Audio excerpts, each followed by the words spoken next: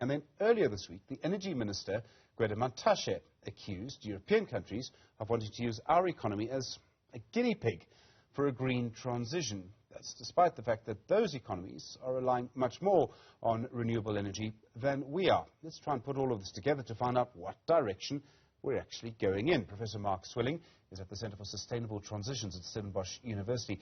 Professor Swilling, good afternoon to you. We've got three key people. David Mbuza, supposedly chair of the Eskom War Room, promising again that Eskom will be fixed. We have the President talking about solar power, the Energy Minister making this claim that we're guinea pigs. Is all of government working together to fix our electricity problems? Well, Stephen, it doesn't look like it from the outside. And, really that is what matters. We have to build confidence globally and within the South African economy and amongst investment institutions, both public and private, that we have a way forward. Today, Cabinet approved the Just Energy Transition Plan investment plan, which maps out a way forward through to 2050 with respect to the investments required, which goes way beyond the $8.5 billion. So that is the clearest indication we have formally, Cabinet-approved strategy document of the way forward. But this is undermined by the mixed messages that you are referred to. There is no evidence that we can fix Eskom in 2 years when there isn't any reserve margin. What that means is we can't shut down any of those plants to fix them properly, because then we have even more load shedding. We have to wait for the renewables to get online, which will take another 2 years before we can actually take many of those machines offline to repair them. So I have no idea how cabinet ministers can be making the claim that within 2 years Eskom will be back to 75% energy availability factor.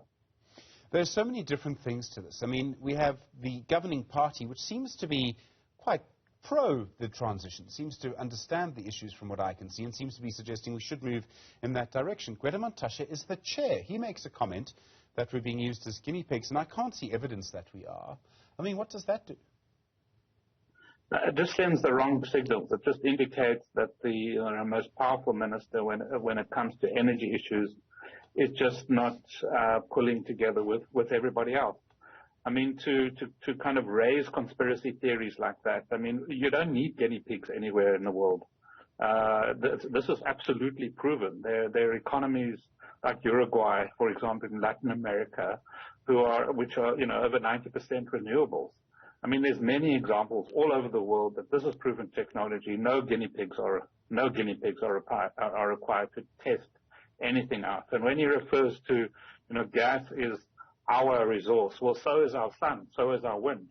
So let's not be, religious about this. Let's just work out what is going to be the cheapest source of energy. These are all our resources.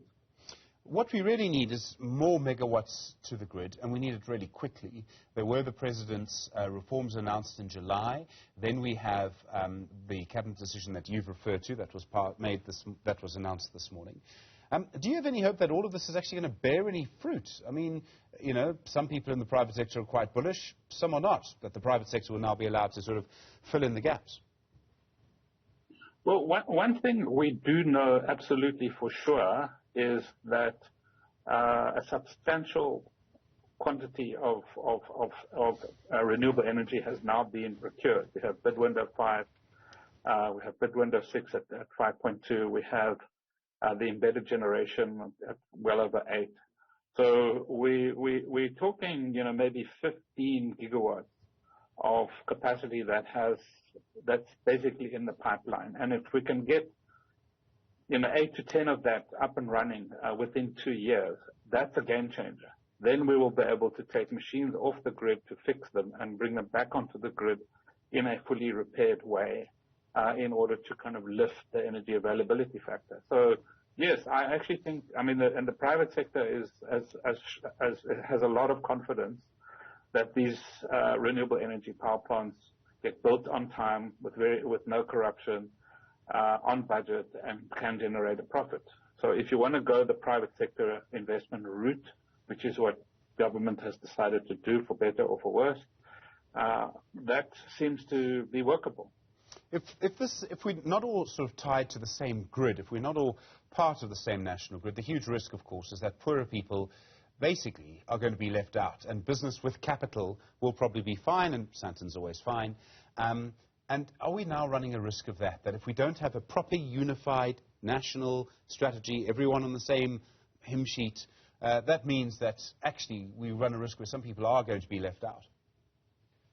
Well, that's the big danger, that the South African energy system breaks down into these enclaves of self-generating capacities that serve, particular enclaves that can afford it, whether it's mines or shopping malls or rich neighborhoods, and poorer townships, which have suffered the brunt of load shedding more so than anywhere else, continue to really suffer from unavailability of energy, and in a sense reproducing energy apartheid. That is really the worst outcome.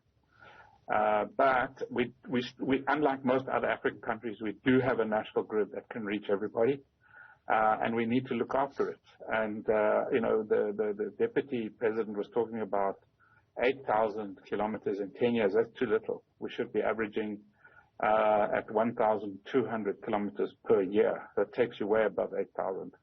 Professor Mark Swilling, thank you, at the Centre for Sustainability Transitions at the University of Stellenbosch.